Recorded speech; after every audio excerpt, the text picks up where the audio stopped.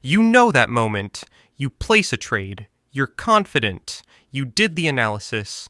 You watched 3 YouTube videos, 2 Twitter threads, and you even checked the RS I like a responsible adult. And then, the market goes the exact opposite direction. Your position drops. -2%, -5%, -12%. You close the trade, and then something happens that every trader knows. Your brain says, okay, I'm getting that money back right now.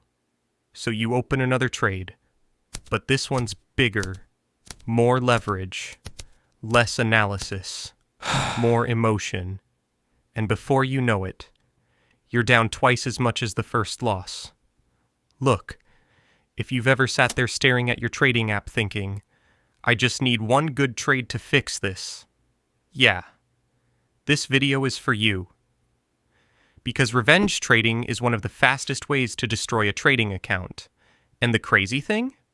Most traders don't even realize they're doing it. My name is Aid, and I spend way too much time thinking about how to avoid revenge trading. If you're someone who keeps jumping back into trades after a loss trying to win your money back, make sure to hit the subscribe button and give this video a thumbs up if this helps you out. Because here's the thing.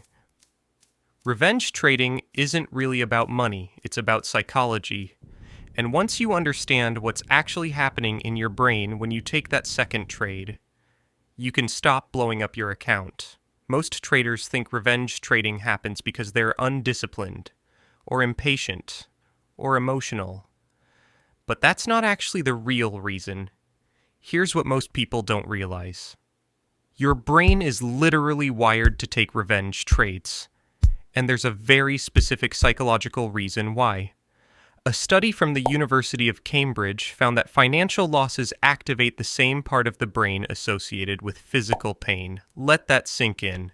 When your trade loses money, your brain interprets it almost like getting punched. And what's the natural response to getting punched? You punch back. That's revenge trading. But here's where it gets really interesting. Another study published in the Journal of Behavioral Finance showed that traders who experienced a loss were nearly 3 times more likely to take a higher risk trade immediately afterward. Not a smarter trade, a riskier trade. So the moment after you lose money, you're actually in the worst possible mental state to make a trading decision. But nobody talks about this. Instead, most trading advice says things like, just control your emotions. Okay. Great. But how? Let's break it down. Look, let's run a simple example. Let's say you have a $10,000 trading account. You take a trade and lose 10%. So now your account looks like this. $10,000 minus $1,000 equals $9,000. Not great, but manageable. But then revenge trading kicks in. You double your position size because you want to recover the loss faster. And now you lose another 10%. But here's the key detail. That second loss isn't based on $10,000. It's based on $9,000. So now you're down. $9,000 minus $900 equals $8,100. You didn't just lose 20%. You lost 19% of your entire account in 2 trades. And if this cycle continues, the math gets brutal. Here's what most people don't realize. If you lose 50% of your account, you don't need a 50% gain to recover. You need a 100% gain. And that's where accounts get destroyed. Look. Most traders think revenge trading is about trying to make money back, but it's not. It's about trying to erase the emotional pain of being wrong. Think about it like this. If you accidentally send a text message to the wrong person, you immediately want to fix it, undo it, delete it. Trading losses feel the same way. Your brain goes, this shouldn't have happened. Let me fix it. But markets don't care about fixing your mistakes. They just keep moving. Let me tell you a quick story. A friend of mine, we'll call him James, started trading crypto during the 2021 bull market, and things were going great. He turned $5,000 into $18,000 in a few months. But then the market pulled back. He took one bad trade, lost $3,000. Now, logically, he still had $15,000. Still triple his original investment. But psychologically, he didn't feel like he had $15,000. He felt like he lost $3,000. So he started revenge trading. Bigger positions, more leverage, less patience. 3 weeks later, his account was down to $2,200. And this is where the psychology becomes dangerous, because once losses get big enough, traders start thinking, well, I already lost most of it. Might as well go all in. And that's how accounts disappear. Here's what's really driving revenge trading. It's something called loss aversion. Behavioral economists Daniel Kahneman and Amos Tversky discovered that people feel the pain of losses about twice as strongly as the pleasure of gains. Meaning, losing $100 feels about as painful as gaining $200 feels good. So your brain becomes obsessed with avoiding that pain, even if it means making worse decisions. This is the exact same reason people hold losing stocks too long, refuse to sell bad investments, double down on risky trades. It's not logic, it's psychology. Revenge trading doesn't start when you place the trade.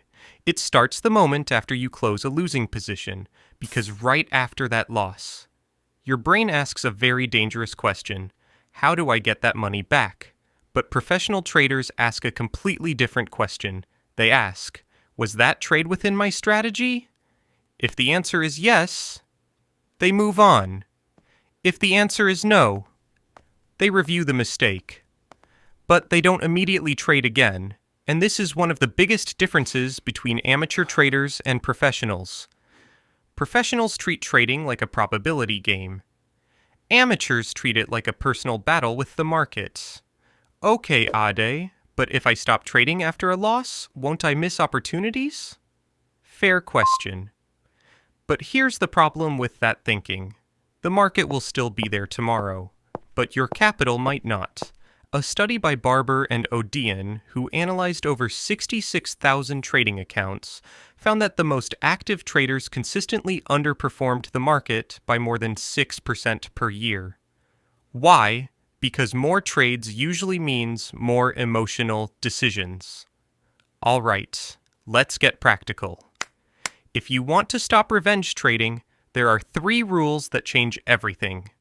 Rule 1, the 30-minute rule. After any losing trade, you cannot place another trade for 30 minutes minimum. Why? Because emotional reactions usually fade after 20 to 30 minutes. That pause gives your brain time to reset. Professional traders often take this even further. Some wait an entire day after a big loss. Rule 2. Predefined risk. Before entering a trade, you must decide, how much am I willing to lose if this trade fails? Most professional traders risk 1 to 2% of their account per trade.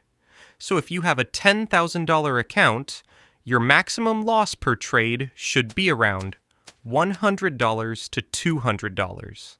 Not $1,000. Not $3,000. Because small losses are psychologically manageable.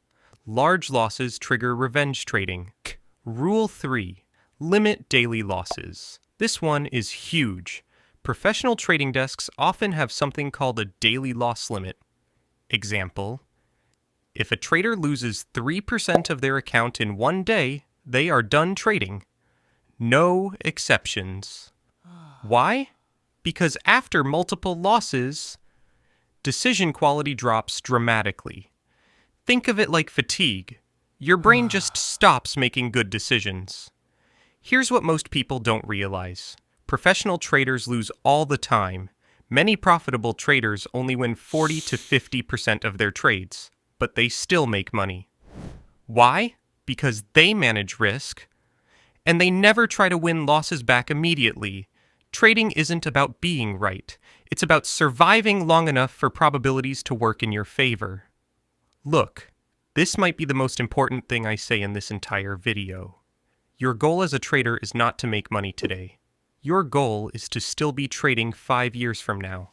Because once you survive long enough, experience compounds, skill compounds, capital compounds,